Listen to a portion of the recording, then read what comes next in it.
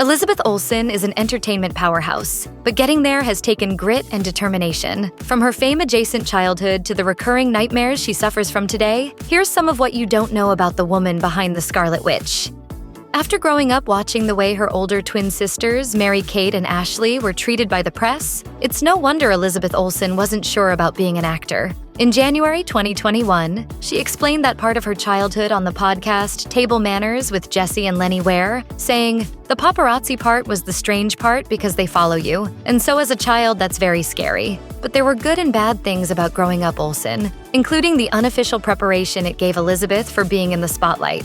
As she told Harper's Bazaar, "I felt very clear about how I was going to navigate lots of things because of watching them. I also felt very protected. Even so, the relentless public attention given to her sisters almost convinced Elizabeth to quit acting." Speaking to Nylon in 2012, she recalled the press's obsession on Mary-Kate's eating disorder, sharing, "That was when the media was what I found to be abusive to my sisters, and I thought I really didn't want to be in the industry. Mary-Kate and Ashley would almost get into car accidents because of the paparazzi, and I didn't want to be a part of it. I just thought, this is such bullshit."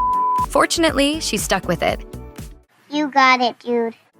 Olsen was serious about her craft, went to New York University to study theater, spending a semester at Russia's famed Moscow Art Theater School and working on stage in Manhattan to deepen her work in a different way from Mary-Kate and Ashley. And while memories of her sister's struggles with the media never left her, she eventually managed to create her own relationship with the press. Once Elizabeth decided to be an actress, she stepped out of the shadow of her famous sisters and has never looked back. She even considered changing her last name to avoid the Nepo baby label. But in a 2012 conversation with The Guardian, she explained, "I decided that as long as I felt confident and worked hard for it, instead of having it handed to me, no one could take that away from me." Today, she has BAFTA and Golden Globe nominations under her belt for her daring portrayals of complex characters. And her worries about being accused of nepotism are long gone, thanks to her drive and determination. She's proud to be able to say, "I never got any job because of my sisters. I could have pulled a few strings through them, but I never needed to." Growing up in the 90s and early 2000s meant the Olsen twins were everywhere, and many were envious of their stunning looks. From their big green eyes to their always perfect hair, they were beauty icons from an early age, and Elizabeth Olsen inherited the same stunning genes, with one big, or not so big, difference. While on The Late Late Show with James Corden in May 2018, Olsen explained that the internet used to be convinced she'd had work done. If you were to Google my name, the first search that would come up was nose job. The thing is, she was born with that nose and kept it in spite of the annoying comments she got. I used to be made fun of for having a Michael Jackson nose growing up. But he had a lot of surgeries to get there. Her dainty and original nose was even at the center of a creepy internet rumor at one point. There is a rumor that said that my sister stuffed me with so much cocaine before I was a teenager that I had to get a nose job. For many years, Olsen has dealt with near-crippling anxiety, and the fact that she was raised in a time when mental health wasn't spoken about as openly didn't help. As she told The Guardian in September 2024, "No one talked about panic attacks in the mid-2000s. I thought it meant you just write a list and check things off and get over it. I didn't realize it was something you had no control over." When she was in her 20s, her anxiety was so severe that she was having panic attacks multiple times a day, almost once an hour. Everything from a shift in temperature to wearing vertigo-inducing high heels or getting hungry would trigger her anxiety. Olsen explained the way it would start, saying, "I thought, oh, is this okay?" And then it would spiral and it just became this habit. Fortunately, her grit and determination once again stood her in good stead. She knew she couldn't continue spiraling out, so she created coping mechanisms, including meditation, yoga, and deep breathing, which helped her break the cycle.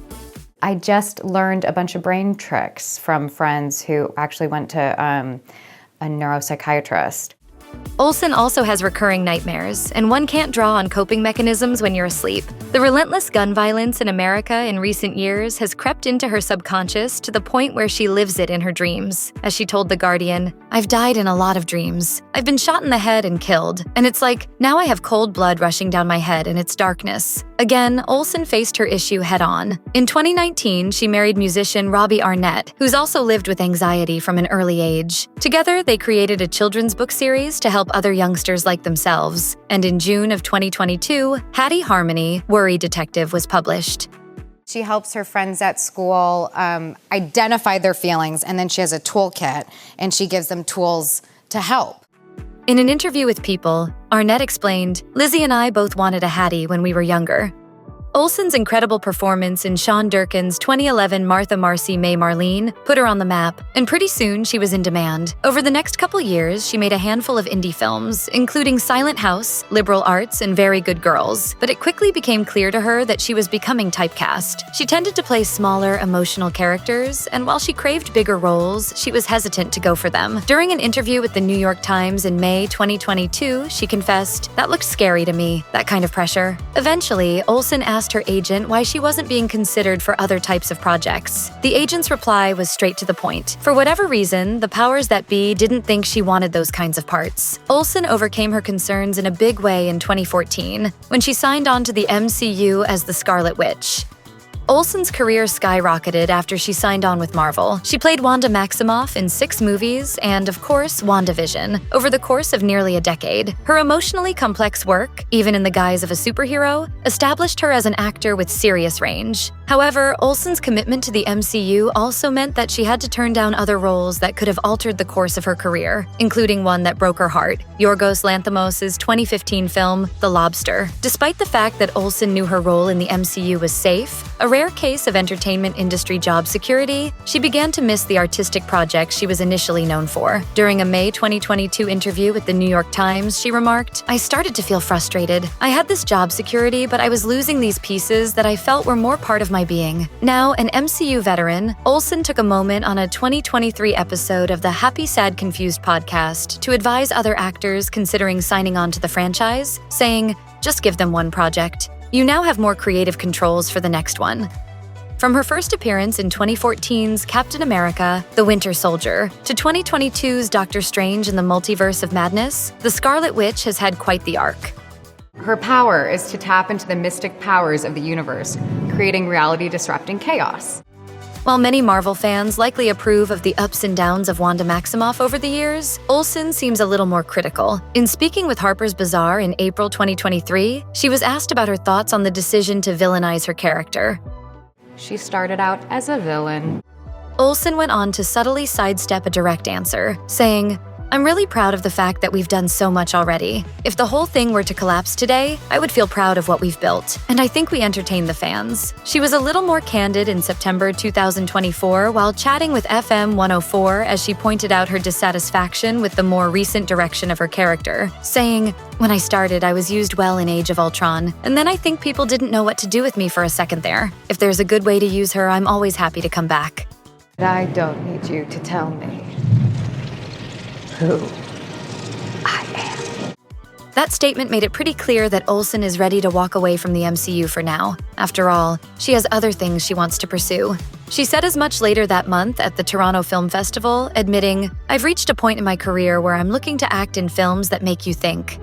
The August 2020 death of Black Panther star Chadwick Boseman hit Marvel fans hard. Several of his co-stars took to social media in tribute, including Chris Hemsworth, Angela Bassett, Robert Downey Jr., and Mark Ruffalo. Olsen, however, didn't express her condolences publicly on social media or anywhere else. This led Boseman's fans to call her out, resorting to bullying and even threatening the actor. Despite many comments made in her defense, Olsen soon deleted her Instagram profile. Many took this as a sign that the bullies had gotten to her. But in speaking with Glamour UK in April 2021, she insisted that wasn't the case. While she didn't describe the online barrage as bullying, she explained that it made her feel uncomfortable nonetheless. I just felt weird how it organized my brain. Like if something happened in the world, I would say, oh, do I have to post about this? With that, Olsen swore off social media for good. Later, Marvel released a video tribute to Boseman, which Olsen took part in. In her long-awaited public acknowledgement of the Black Panther star's death, she said, "You're only fit to be mourning him like a king." Given her early memories watching her older sisters battle the press, it's understandable why Olsen prefers to lead her life away from the spotlight. In speaking with RSNG in June 2022, she remarked, "I would rather live as privately and quietly as possible. I like being able to have the kind of career where I'm seen as an actor rather than a celebrity." Even if she wasn't already well known thanks to her sister's fame, the notoriety that comes with being part of the MCU meant she could no longer just walk out into public without being recognized. In September 2024, Olsen spoke with Harper's Bazaar about how she handles fame, saying bluntly, "I try to avoid it at all costs. I'm hermetic in some ways." I don't go out much. She fulfills the necessary requirements of her job, like promoting projects, but she otherwise tries to stay out of sight, saying, "I avoid showing up to places where I might get photographed. When I go to a farmer's market, I try and pick one where there aren't any photographers."